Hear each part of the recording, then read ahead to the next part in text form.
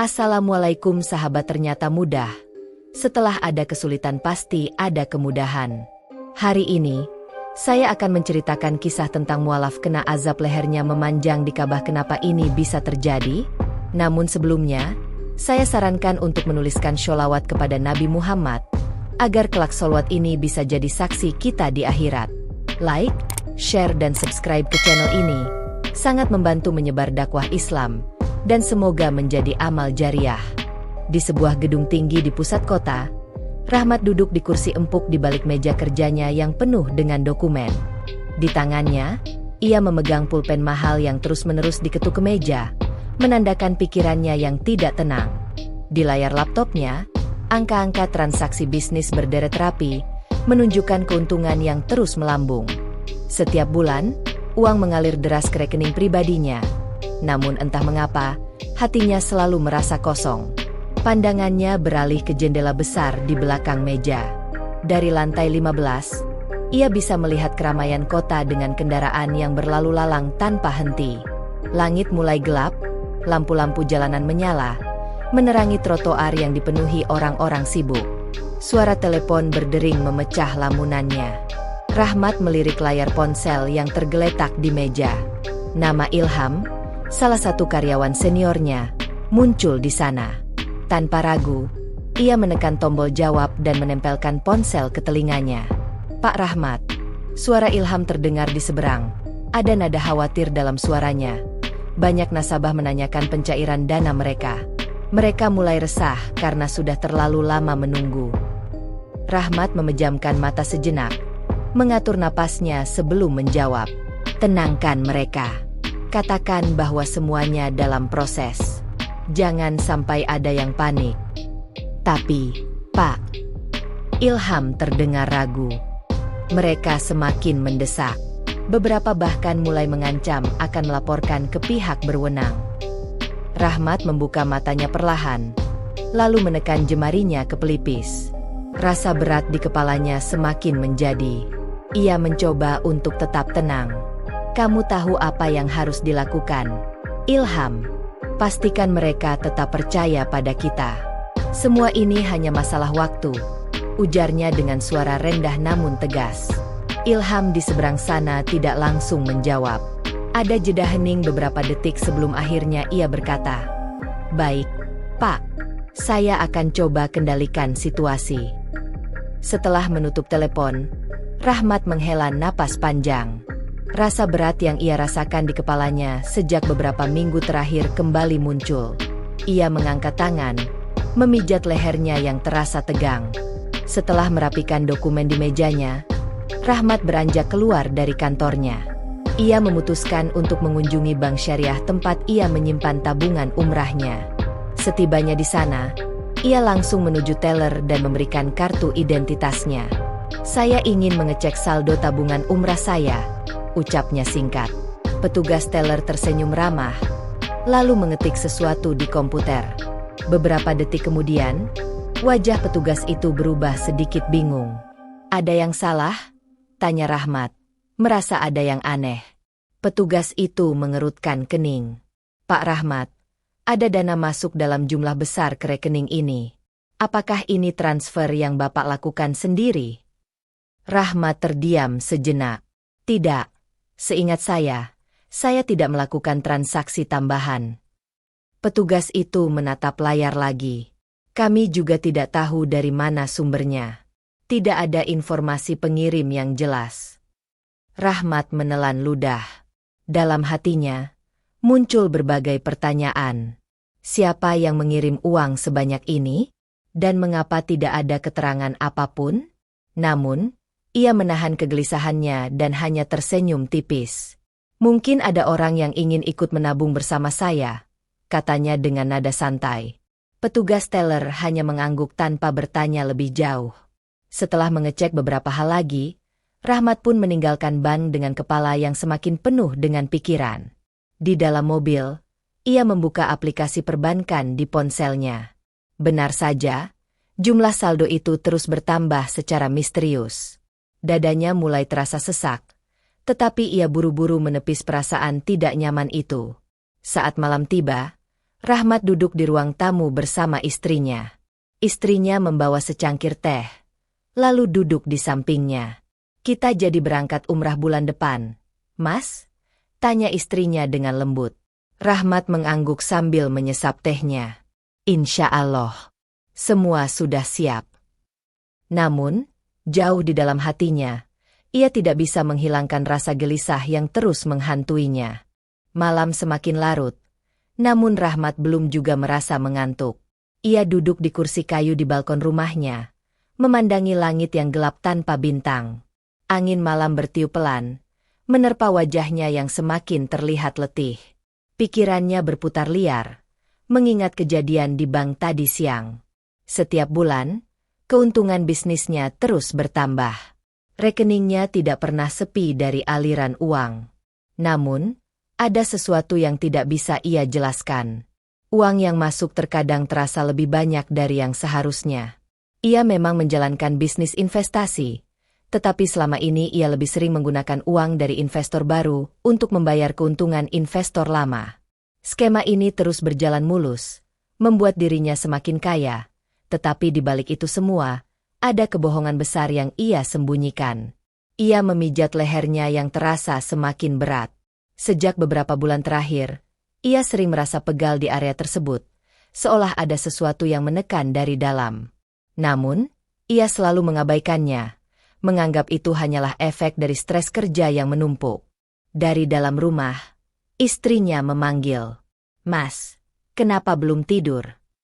Rahmat menoleh dan tersenyum kecil. "Sebentar lagi," jawabnya singkat.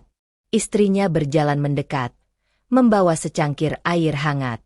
"Mas sering terlihat murung belakangan ini. Apa ada masalah?" Rahmat terdiam sejenak, lalu menggeleng. "Tidak ada apa-apa. Hanya sedikit lelah dengan pekerjaan." Istrinya duduk di sampingnya, menatapnya dengan penuh kekhawatiran. "Kalau memang lelah, kurangi beban kerja. Tidak semua harus Mas tangani sendiri." Rahmat tersenyum tipis. "Aku harus memastikan semuanya tetap berjalan lancar. Lagi pula, sebentar lagi kita akan berangkat umrah. Ini adalah impianku sejak lama." Istrinya mengangguk pelan. "Iya, semoga Allah memudahkan perjalanan kita." Setelah beberapa saat berbincang, istrinya kembali masuk ke dalam rumah, sementara Rahmat masih tetap di tempatnya. Hatinya semakin tidak tenang. Semua yang ia lakukan selama ini adalah demi kekayaan, demi kenyamanan hidup. Namun, apakah caranya benar? Di dalam hatinya, ia mulai merasa ada sesuatu yang tidak beres. Setiap kali ia berpikir untuk berhenti, ada suara di kepalanya yang berbisik bahwa semuanya akan baik-baik saja. Bahwa ia tidak perlu mengkhawatirkan apapun.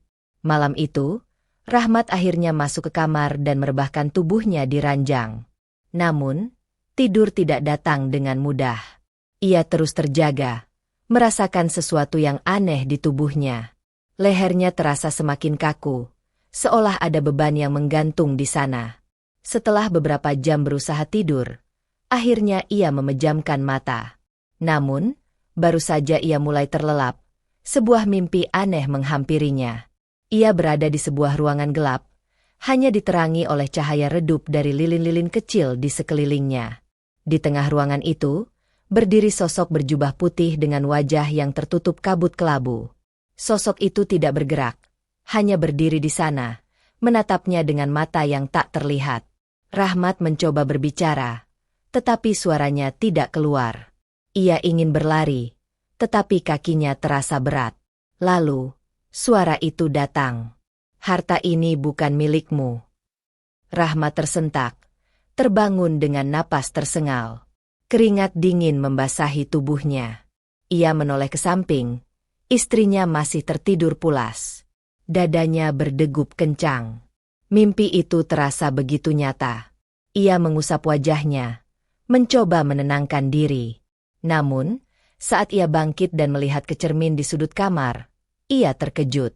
Di dalam pantulan cermin, lehernya terlihat sedikit lebih panjang dari biasanya. Rahmat mengerjap, menggosok matanya, berpikir bahwa itu hanyalah efek dari kantuk. Namun, Ketika ia menatap cermin sekali lagi, bayangan itu tetap sama. Ia mundur selangkah, merasa ketakutan untuk pertama kalinya dalam hidupnya. Rahmat berdiri terpaku di depan cermin, menatap pantulan dirinya dengan napas memburu. Ia menggelengkan kepala, mencoba meyakinkan dirinya bahwa ini hanyalah ilusi akibat kelelahan.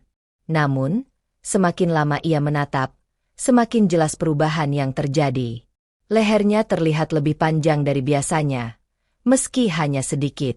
Ia menelan ludah, meraba lehernya dengan tangan gemetar. Tidak ada yang aneh saat disentuh, tetapi bayangannya di cermin tetap menunjukkan sesuatu yang berbeda. Dadanya mulai terasa sesak. Perasaan takut yang selama ini tidak pernah ia alami perlahan merayapi pikirannya. Dengan cepat, ia menjauh dari cermin dan kembali ke ranjang, berusaha menenangkan diri. Ia membaringkan tubuhnya, menarik selimut hingga menutupi dada. Matanya mencoba terpejam, tetapi suara di kepalanya terus menggema. Harta ini bukan milikmu. Rahmat membuka mata dengan cepat. Suara itu terdengar begitu jelas, seakan-akan seseorang berbisik tepat di telinganya. Ia menoleh ke kanan dan kiri, tetapi kamar tetap sunyi. Istrinya masih tertidur lelap di sampingnya. Jantungnya berdetak semakin kencang. Ia bangkit dari tempat tidur dan berjalan ke arah jendela. Kota di luar masih terang, meski malam sudah larut. Cahaya lampu jalan memantulkan bayangan samar di lantai kamar. Rahmat menghela napas panjang, berusaha menenangkan diri. Namun, perasaan gelisah itu tetap ada. Ia mengambil ponselnya dan membuka aplikasi perbankan. Jumlah saldo tabungan umrahnya masih terus bertambah. Tidak ada transaksi yang ia lakukan, tetapi entah bagaimana uang itu terus mengalir masuk. Tangannya mengepal. Ia mencoba menepis semua firasat buruk yang menghantuinya. Selama ini, ia selalu menganggap bahwa semua keberuntungannya adalah hasil dari kecerdikannya dalam bisnis. Tetapi mengapa sekarang ada sesuatu yang terasa janggal? Rahmat mematikan layar ponselnya dan kembali berbaring. Namun, ia tidak benar-benar tidur. Ia hanya menutup matanya sambil berharap semua kegelisahan ini akan hilang dengan sendirinya. Saat subuh hampir menjelang, ia akhirnya terlelap. Namun, mimpi itu kembali datang. Kali ini, ia berdiri di tengah padang pasir yang luas. Angin kencang bertiup, membawa butiran pasir yang menyakiti kulitnya. Ia mencoba melindungi wajahnya dengan tangan, tetapi rasa perih itu tetap menusuk. Di hadapannya, sosok berjubah putih itu kembali muncul. Kali ini lebih dekat. Rahmat mencoba mundur, tetapi tubuhnya terasa kaku. Ia ingin berbicara, tetapi tenggorokannya terasa kering. Lalu, suara itu bergema lagi. Lehermu akan terus memanjang, seperti panjangnya kezaliman yang telah kau lakukan. Rahmat terbangun dengan teriakan tertahan. Napasnya tersengal, dadanya naik turun dengan cepat. Ia segera duduk, mengusap wajahnya yang dipenuhi keringat dingin. Tiba-tiba, istrinya bergerak di sampingnya dan membuka mata. "Mas, kenapa?" Rahmat mencoba tersenyum, meski bibirnya terasa kaku. "Tidak apa-apa, cuma mimpi buruk." Istrinya bangkit dan menatapnya dengan khawatir. "Mas sering sekali mimpi buruk belakangan ini. Mungkin Mas terlalu lelah." Rahmat mengangguk. Mungkin. Namun, dalam hatinya, ia tahu bahwa semua ini bukan sekadar mimpi biasa. Ia beranjak dari tempat tidur dan masuk ke kamar mandi. Di depan wastafel, ia menyalakan lampu dan menatap wajahnya di cermin. Jantungnya kembali berdegup kencang. Lehernya semakin panjang. Tidak banyak, hanya sedikit lebih panjang dari semalam. Tetapi cukup untuk membuatnya merasakan ketakutan yang belum pernah ia rasakan sebelumnya. Rahmat menyentuh lehernya dengan tangan gemetar. Tubuhnya mulai terasa dingin. Apa yang sedang terjadi padanya? Rahmat berdiri di depan cermin kamar mandi. Tangannya masih menempel di lehernya yang terasa aneh. Cahaya lampu yang terang membuat bayangan wajahnya semakin jelas. Ia menelan ludah, mencoba berpikir jernih. Ini pasti cuma perasaanku, gumamnya pelan, seolah ingin meyakinkan dirinya sendiri. Namun, semakin lama ia memperhatikan, semakin jelas perubahan yang terjadi. Tulang lehernya terlihat lebih menonjol dari sebelumnya. Otot-otot di sekitar lehernya terasa lebih tegang, dan ada sensasi aneh seperti sesuatu yang menarik ke atas. Rahmat menggelengkan kepala cepat. Ia tidak boleh terlalu memikirkan ini. Ini pasti hanya efek dari kurang tidur atau mungkin postur tubuhnya yang buruk belakangan ini. Dengan cepat, ia mencuci wajahnya dengan air dingin, berharap itu bisa mengusir kecemasan yang mulai tumbuh dalam dirinya. Saat ia kembali ke kamar, istrinya masih duduk di tempat tidur, menatapnya dengan khawatir. "Mas, kenapa tampak pucat?" tanyanya. Rahmat menggeleng. "Cuma kurang tidur. Mungkin aku perlu sedikit istirahat." Istrinya menatapnya lebih lama, seakan ingin memastikan bahwa suaminya benar-benar baik-baik saja. "Kalau begitu, jangan terlalu memaksakan diri. Kita sebentar lagi akan umrah. Jangan sampai sakit sebelum berangkat." Rahmat mengangguk, lalu melangkah keluar kamar. Namun, dalam hatinya, ia tahu bahwa ini bukan sekadar kelelahan biasa. Hari itu, ia memutuskan untuk bekerja dari rumah. Namun, meski ia tidak pergi ke kantor, pikirannya tetap tidak tenang. Setiap kali ia duduk untuk bekerja, ia merasa ada sesuatu yang mengawasinya. Saat tengah hari, ia menerima telepon dari Ilham, karyawan setianya. "Pak, beberapa investor mulai bertanya-tanya soal pencairan dana." Mereka mendesak lebih keras dari sebelumnya. Suara Ilham terdengar semakin khawatir. Rahmat mendesah pelan. "Jangan panik. Beri mereka alasan yang masuk akal. Kita hanya butuh waktu sedikit lebih lama." "Pak, ada beberapa orang yang mulai curiga," lanjut Ilham. "Beberapa sudah mengancam akan menempuh jalur hukum jika tidak ada kepastian." Rahmat mengepalkan tangan. "Jangan biarkan hal itu terjadi. Pastikan mereka tetap percaya bahwa semuanya aman." Namun, dalam hatinya, ia tahu bahwa kebohongan ini tidak bisa bertahan lama. Sore harinya, ia memutuskan untuk keluar rumah sejenak. Ia pergi ke masjid dekat rumahnya untuk menunaikan salat asar. Meski hatinya gelisah, ia berharap bahwa beribadah bisa sedikit menenangkan pikirannya. Namun, saat ia selesai berwudu dan hendak memasuki ruang salat, seorang pria tua dengan jenggot putih menyapanya. "Assalamualaikum, Nak Rahmat," ucap pria itu dengan suara lembut. Rahmat sedikit terkejut. Ia mengenal pria itu, Kiai Zubair, seorang alim ulama yang sering mengisi ceramah di masjid tersebut. "Waalaikumsalam, Kiai," jawabnya, mencoba tersenyum. Kiai Zubair menatapnya dalam-dalam. "Kau terlihat tidak sehat. Ada sesuatu yang mengganggumu?" Rahmat menggeleng cepat. "Tidak, Kiai. Saya hanya sedikit kelelahan." Kiai itu mengangguk pelan, tetapi sorot matanya seakan menembus kebohongan yang Rahmat coba sembunyikan. "Lelah jasmani bisa diobati dengan istirahat," ucapnya pelan. "Tapi kalau yang lelah adalah hati dan jiwa, itu lebih sulit." Rahmat merasakan keringat dingin mulai mengalir di punggungnya. Ia hanya bisa tersenyum tipis, lalu berpamitan untuk masuk ke dalam masjid. Saat ia berdiri untuk salat, perasaan aneh kembali muncul. Ia merasa ada sesuatu yang berat di lehernya, seperti ada beban yang menarik ke atas. Setiap kali ia menunduk dalam sujud, rasa nyeri mulai menjalar dari tengkuk hingga ke tulang belakangnya. Ketika ia selesai salat dan hendak beranjak pergi, ia melihat bayangan dirinya di lantai marmer masjid. Jantungnya berdegup lebih kencang. Bayangan itu terlihat berbeda. Lehernya lebih panjang dari yang seharusnya. Rahmat mundur selangkah. Keringat dingin kembali mengalir di dahinya. Ia berkedip beberapa kali, berharap ini hanya ilusi mata. Namun, ketika ia melihat lagi, bayangan itu masih sama. Dengan langkah tergesa, ia keluar dari masjid dan langsung masuk ke mobilnya. Tangannya bergetar saat menyalakan mesin. Ia mencoba menarik napas dalam-dalam, tetapi dadanya terasa sesak. Ini pasti cuma perasaan, bisiknya pada diri sendiri. Namun, jauh di dalam hatinya, ia tahu ada sesuatu yang sedang terjadi pada dirinya. Sesuatu yang tidak bisa ia jelaskan. Dan itu membuatnya semakin takut. Malam itu, Rahmat kembali gelisah. Ia berbaring di ranjang, menatap langit-langit kamar dengan pikiran yang tak henti-hentinya berputar.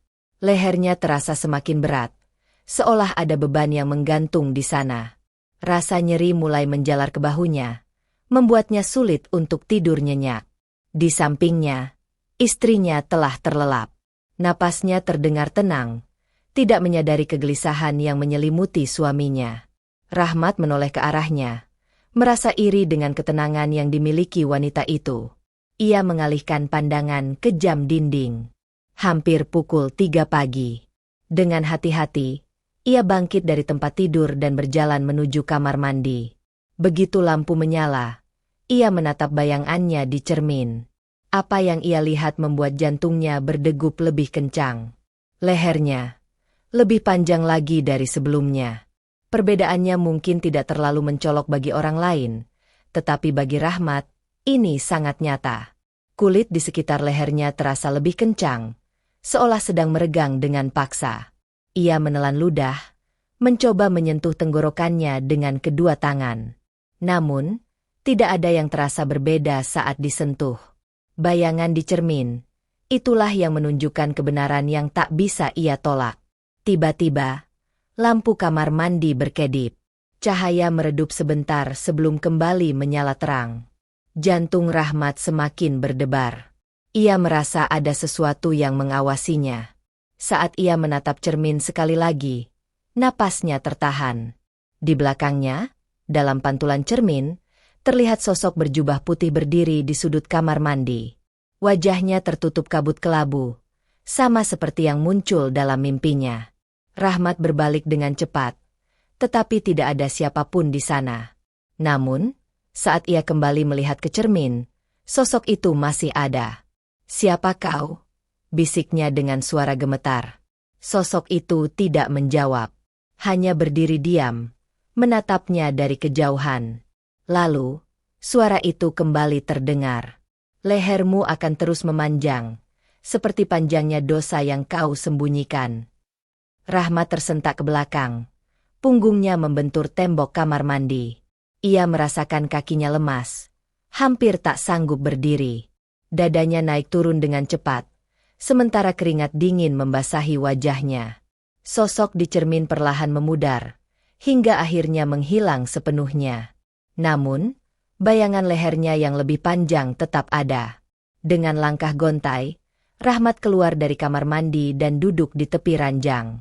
Tangannya mencengkeram wajahnya sendiri, mencoba mengatur napas. "Aku hanya terlalu lelah," gumamnya, seolah ingin meyakinkan dirinya sendiri. Namun, suara itu masih terngiang di kepalanya. "Lehermu akan terus memanjang." Rahmat meremas rambutnya dengan frustrasi. Ia tidak bisa terus seperti ini. Ia harus melakukan sesuatu sebelum semuanya semakin buruk. Esok harinya, ia memutuskan untuk pergi ke masjid dan menemui Kiai Zubair. Mungkin Kiai itu bisa memberikan jawaban atas apa yang sedang terjadi padanya. Namun, saat ia bersiap berangkat, ponselnya berdering.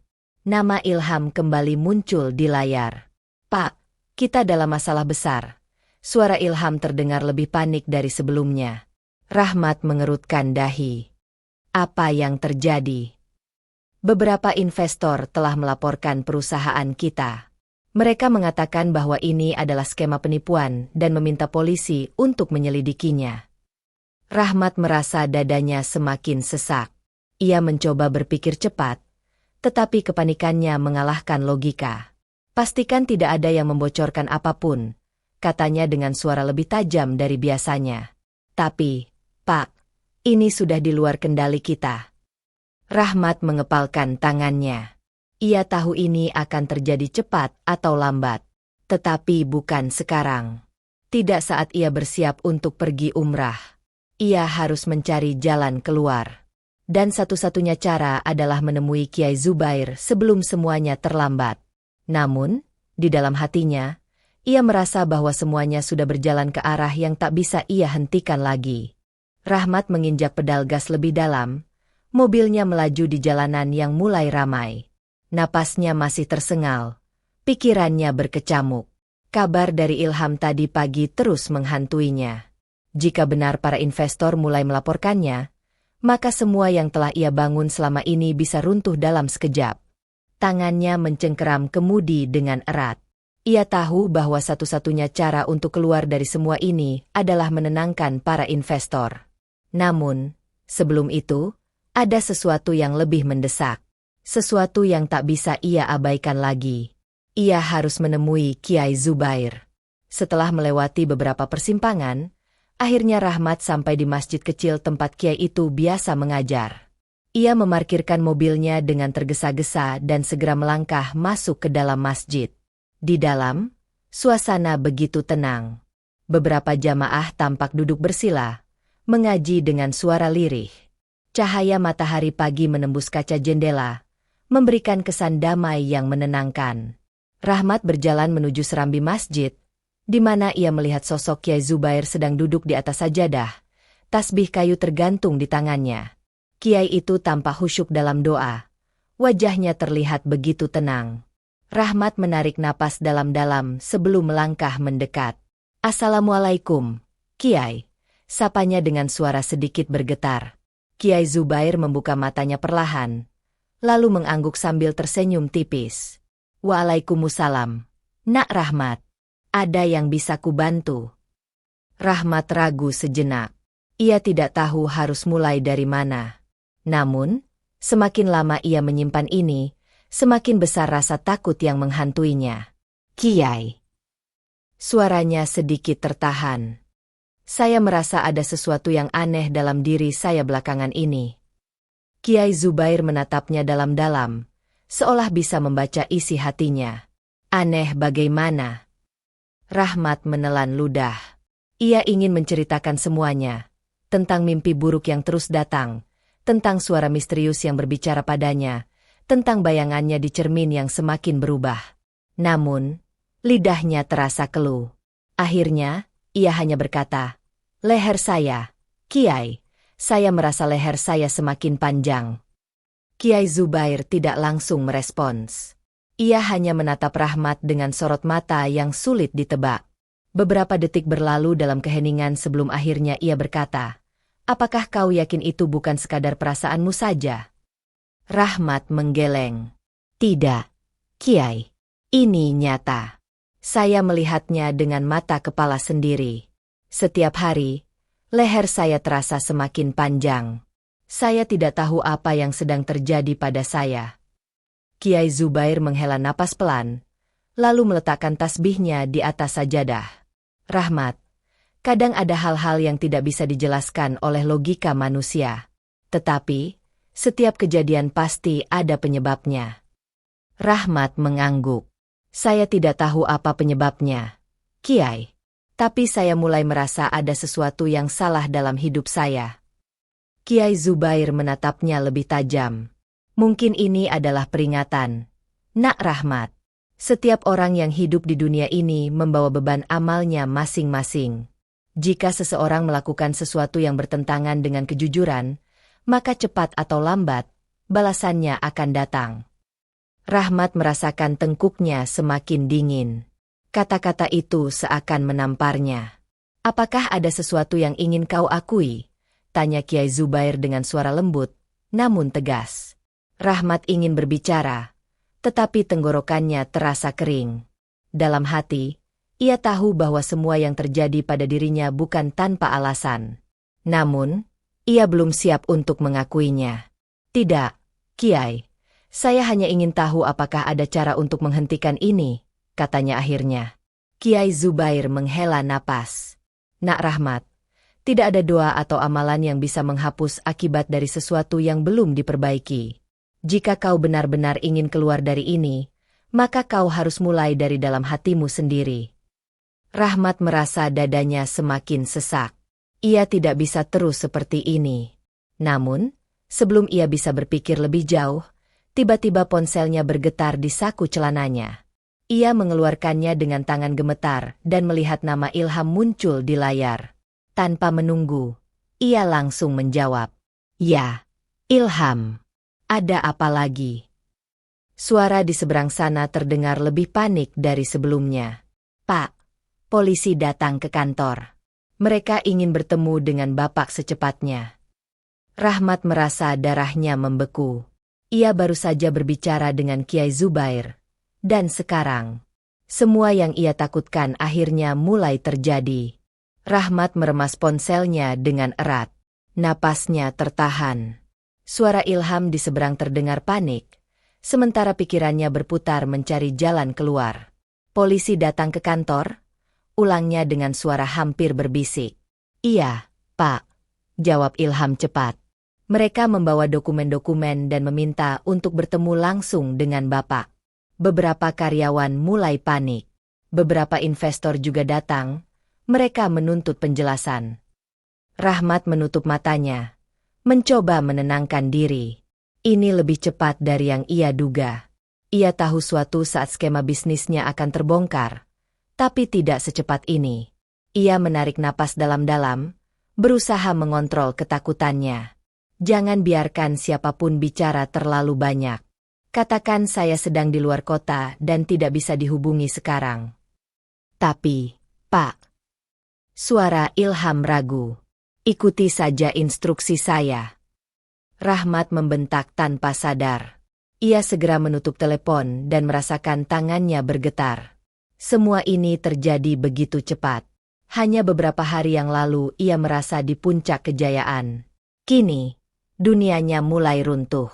Ia menoleh ke arah Kiai Zubair, yang masih duduk dengan tenang di atas sajadahnya. Tatapan mata sang Kiai seolah menembus segala kegelisahan yang ia sembunyikan. Ada masalah, Nak Rahmat? Tanya Kiai Zubair dengan nada lembut, tetapi ada ketegasan di dalamnya. Rahmat mencoba menyembunyikan kecemasannya. Tidak, Kiai. Hanya urusan pekerjaan. Kiai Zubair mengangguk pelan. Setiap orang punya urusannya masing-masing. Tetapi, jika urusan itu membuat hatimu gelisah dan membuat tubuhmu menerima tanda-tanda yang tidak biasa, mungkin itu bukan sekadar urusan biasa. Rahmat menelan ludah. Ia merasa Kiai Zubair bisa membaca isi hatinya tanpa ia harus mengungkapkan apapun. Kau ingin tahu bagaimana menghentikan semua ini? Lanjut sang Kiai. Rahmat mengangguk pelan. Kau harus membersihkan apa yang telah kau kotori, kata Kiai Zubair. Bukan dengan doa, bukan dengan menghindar, tapi dengan kejujuran. Rahmat merasakan keringat dingin mengalir di tengkuknya.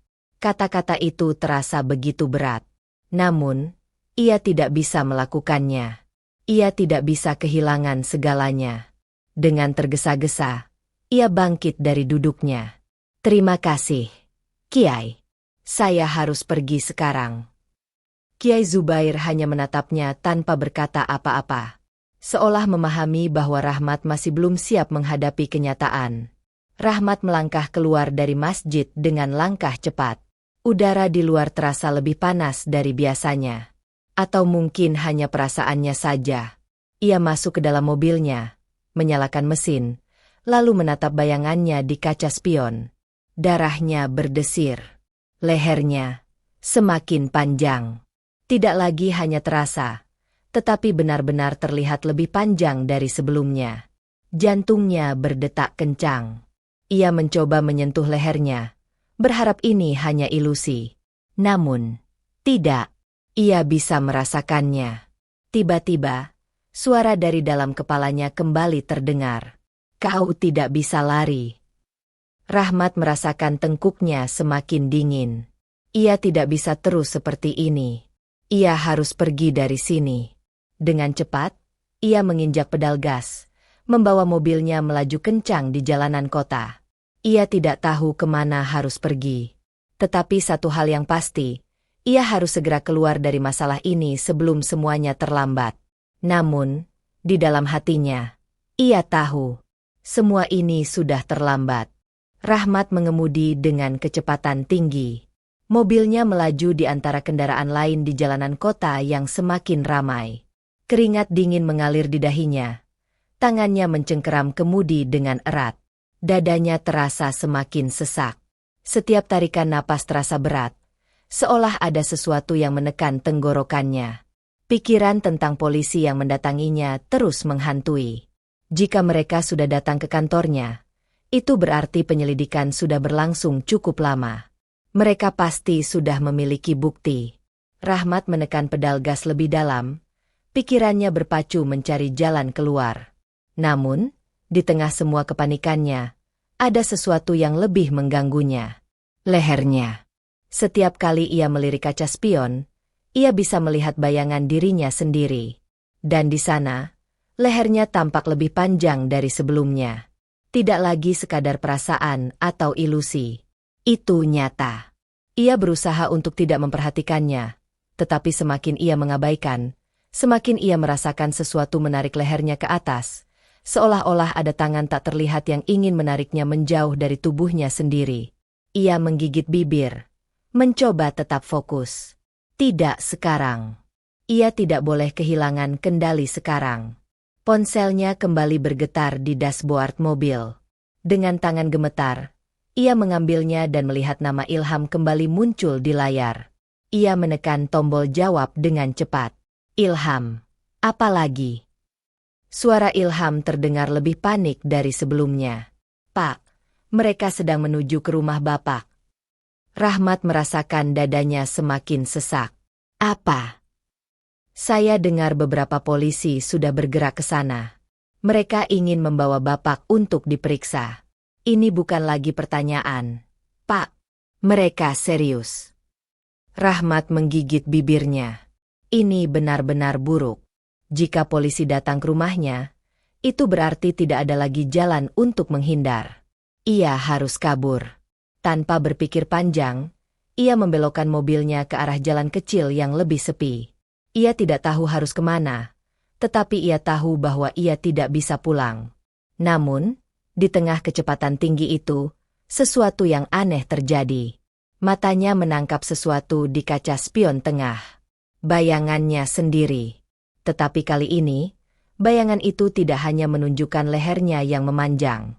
Bayangan itu tersenyum padanya. Senyum yang mengerikan. Rahmat merasa darahnya membeku. Ia mencoba menoleh ke belakang, tetapi tidak ada siapa-siapa di kursi belakang. Namun, saat ia kembali melihat ke kaca spion, bayangan itu masih tersenyum. Dan yang lebih mengerikan, bayangan itu mulai berbisik. Kau tidak bisa melarikan diri dariku. Rahmat tersentak. Tangannya gemetar. Ia kehilangan kendali sesaat, membuat mobilnya oleng ke samping. Dengan cepat, ia menginjak rem dan menahan kemudi agar tetap di jalur. Jantungnya berdetak begitu kencang hingga hampir keluar dari dada. Ini bukan mimpi. Ini bukan ilusi. Sesuatu benar-benar sedang terjadi pada dirinya. Ia meremas kemudi dengan erat, mencoba mengusir ketakutan yang semakin menelannya. Namun, ia tahu, ia tidak bisa lari lebih lama lagi. Rahmat menggigit bibirnya hingga hampir berdarah. Tangannya masih mencengkeram kemudi erat, tetapi jari-jarinya mulai gemetar. Jalanan yang tadinya terasa familiar kini berubah menjadi labirin yang menyesatkan. Ia melaju tanpa tujuan, mencoba menghindari sesuatu yang ia tahu tidak bisa dihindari. Setiap beberapa detik, matanya melirik kaca spion. Bayangan dirinya masih ada di sana. Senyum menyeramkan itu tetap menghantui. Dan yang lebih buruk, leher di bayangan itu tampak semakin panjang, lebih panjang dari tubuhnya sendiri. Ia menggelengkan kepala, berusaha mengusir pikiran-pikiran buruk. Tidak, ini tidak nyata, gumamnya pelan. Namun, sensasi aneh di lehernya berkata lain. Ia bisa merasakan kulitnya meregang. Tulang-tulangnya seolah ditarik oleh kekuatan tak kasat mata. Setiap detik yang berlalu, rasa sakit itu semakin menjadi. Tiba-tiba, suara sirene terdengar di kejauhan. Rahmat tersentak. Tatapannya beralih ke kaca belakang. Cahaya merah dan biru berkedip-kedip di kejauhan. Mobil polisi. Mereka mengejarnya. Ia mengumpat pelan dan segera menekan pedal gas. Mobilnya melesat, menyusuri jalanan kota yang mulai ramai. Namun, sesuatu terasa aneh. Tangannya mulai mati rasa. Ia merasakan kesemutan menjalar ke seluruh tubuhnya. Lehernya semakin berat, seolah ada sesuatu yang menariknya ke atas. Ia menoleh ke kaca spion lagi, dan hampir saja kehilangan kendali. Bayangannya sudah berubah sepenuhnya.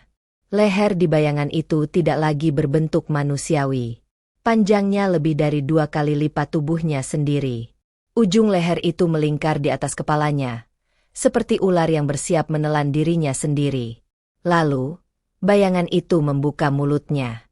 "Rahmat, kau tidak bisa lari." Rahmat menjerit dan secara refleks membanting kemudi. Mobilnya oleng ke kanan, menabrak trotoar dengan keras. Ban berdecit, suara besi beradu menggema di udara. Dunia berputar. Dalam sepersekian detik, semuanya terasa melambat. Ia bisa merasakan tubuhnya terlempar ke depan. Kaca depan mobilnya pecah berkeping-keping. Rasa sakit menjalar ke seluruh tubuhnya. Lalu, semuanya gelap. Beberapa detik kemudian, suara riuh mulai terdengar. Orang-orang berteriak. Langkah kaki berlari-lari mendekat. Suara sirene semakin nyaring.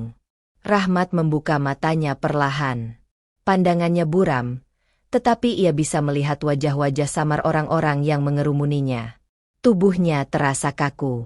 Ada sesuatu yang menahannya. Ia mencoba menggerakkan kepalanya, tetapi tidak bisa. Kemudian, seseorang berteriak, "Astagfirullah! Lehernya! Lihat lehernya!" Rahmat merasakan detak jantungnya berhenti sesaat. Ia melihat ke sekeliling, mencoba memahami apa yang terjadi. Dan saat ia melihat refleksi dirinya di jendela mobil yang pecah, ia ingin menjerit. Lehernya. Lehernya telah memanjang hingga menyentuh tanah. Panjang. Kus. Tak wajar. Seperti sesuatu yang bukan berasal dari manusia. Orang-orang mundur ketakutan. Beberapa bahkan jatuh terduduk. Polisi yang baru tiba di tempat kejadian terpaku melihat pemandangan mengerikan itu. Rahmat mencoba berbicara, tetapi tidak ada suara yang keluar. Ia hanya bisa membuka mulutnya tanpa suara, seperti ikan yang terdampar di daratan. Dunia seakan runtuh di sekelilingnya. Dan di dalam kepalanya, suara itu kembali terdengar. "Kau tidak bisa melawan kehendak Allah." Rahmat ingin menangis, ingin berteriak, ingin menghilang dari dunia ini. Tetapi, tak ada lagi tempat untuk lari. Kerumunan semakin membesar. Orang-orang berbisik ketakutan. Beberapa beristighfar dengan suara bergetar. Beberapa yang lain mundur perlahan, ngeri melihat sosok Rahmat yang kini lebih mirip makhluk asing daripada manusia. Lehernya, yang seharusnya normal, telah memanjang hingga menyentuh tanah. Kulitnya tegang dan terlihat seperti hendak robek, seolah tulang di dalamnya telah dipaksa meregang di luar batas wajar. Rahmat ingin bergerak, tetapi tubuhnya terasa berat, seakan ada beban tak terlihat yang menahannya tetap di tempat. Salah satu polisi yang baru tiba di lokasi terjatuh ke belakang saat melihatnya. "Ya Allah, ini apa?" gumamnya sambil menarik napas dalam-dalam, berusaha memahami apa yang ia lihat. Rahmat berusaha berbicara, meminta tolong, tetapi tidak ada suara yang keluar dari tenggorokannya. Ia hanya bisa menatap orang-orang di sekelilingnya dengan mata membelalak. Wajahnya penuh keputusasaan. Di antara kerumunan, seorang pria tua dengan sorban putih di kepalanya berbisik kepada yang lain. "Ini bukan penyakit biasa, ini azab. Aku pernah mendengar kisah seperti ini dalam sejarah orang-orang terdahulu." Bisikan itu menyebar, membuat ketakutan semakin membesar. Rahmat tidak bisa mengabaikan rasa sakit yang mulai menguasai tubuhnya. Otot-otot lehernya seperti ditarik ke segala arah, dan setiap gerakan kecil membuatnya seperti disayat pisau tajam. Namun, yang lebih mengerikan bukanlah rasa sakit itu, tetapi kenyataan bahwa ia tahu, ini bukan sesuatu yang bisa dijelaskan secara medis. Dalam keadaan hampir pingsan, ia mendengar seseorang berkata, "Cepat, hubungi ambulans." Seorang petugas medis berlari mendekat, tetapi begitu melihat kondisi Rahmat, Langkahnya langsung terhenti. Matanya melebar, tangannya gemetar, dan ia mundur selangkah sebelum berbisik dengan suara bergetar. Ini bukan kejadian biasa. Seorang polisi mendekat, mencoba memastikan kondisi Rahmat. Tetapi saat ia hendak menyentuh tubuh Rahmat, tiba-tiba sesuatu terjadi. Leher Rahmat bertambah panjang lagi. Bukan hanya beberapa sentimeter, tetapi beberapa puluh sentimeter dalam sekejap. Orang-orang menjerit ketakutan. Beberapa berlari menjauh. Beberapa lainnya jatuh terduduk dengan wajah pucat pasi. Rahmat sendiri tidak lagi bisa berpikir. Ia merasakan dirinya semakin terangkat ke atas. Seakan ada kekuatan tak terlihat yang menariknya menuju langit. Otot-ototnya terasa sobek, tulangnya berderak, dan rasa sakit yang tak tertahankan menjalar ke seluruh tubuhnya. Namun, yang paling mengerikan adalah, ia masih hidup. Ia masih bisa merasakan segalanya. Dalam kesakitan yang luar biasa, ingatan-ingatan tentang masa lalunya mulai berputar di kepalanya seperti film yang diputar ulang. Ia melihat dirinya menandatangani dokumen-dokumen investasi palsu, meyakinkan para klien dengan senyum manis, menikmati hasil dari uang haram yang ia kumpulkan. Ia melihat rumah megahnya, mobil mewahnya, liburan-liburannya yang dibayar dengan uang dari orang-orang yang mempercayainya. Lalu, ia melihat wajah-wajah para korban, para investor yang tertipu, orang-orang yang telah kehilangan tabungan hidup mereka karena janji-janji palsunya. Ia melihat wajah seorang ibu tua yang menangis karena uang yang seharusnya digunakan untuk biaya pengobatan anaknya telah hilang begitu saja. Ia melihat seorang pria tua yang meletakkan kepalanya di tangannya, putus asa karena uang pensiunnya telah lenyap. Ia melihat seorang pemuda yang duduk di pinggir jalan dengan wajah kosong, kehilangan seluruh tabungan hasil kerja kerasnya bertahun-tahun. Semua wajah itu kini menatapnya dengan penuh kekecewaan.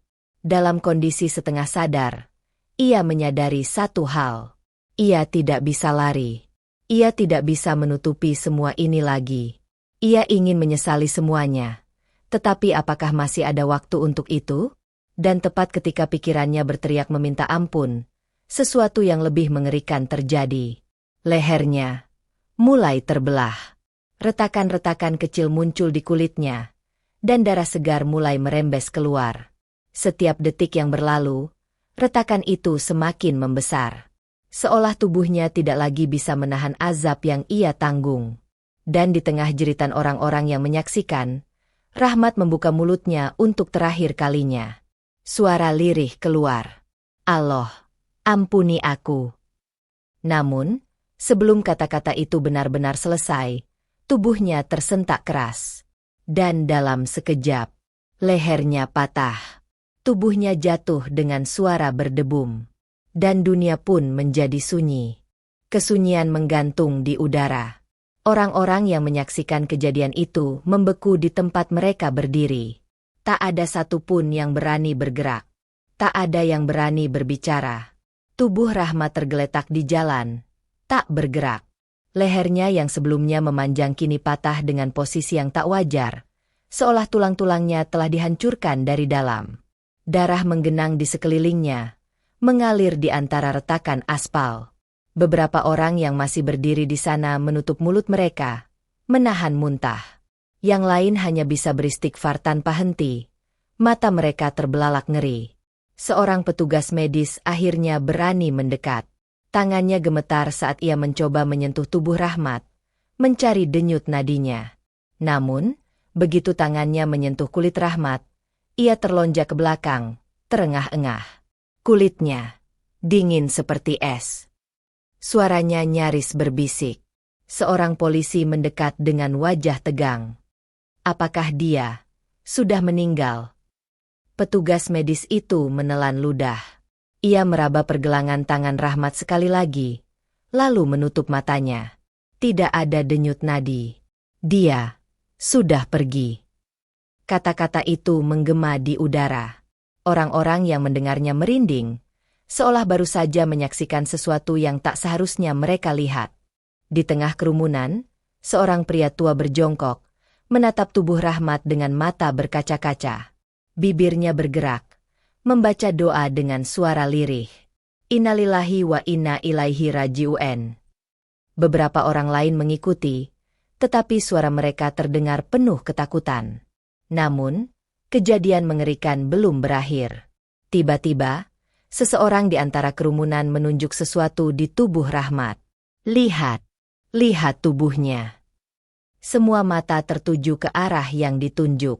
Dan apa yang mereka lihat membuat beberapa dari mereka berlari menjauh dalam ketakutan.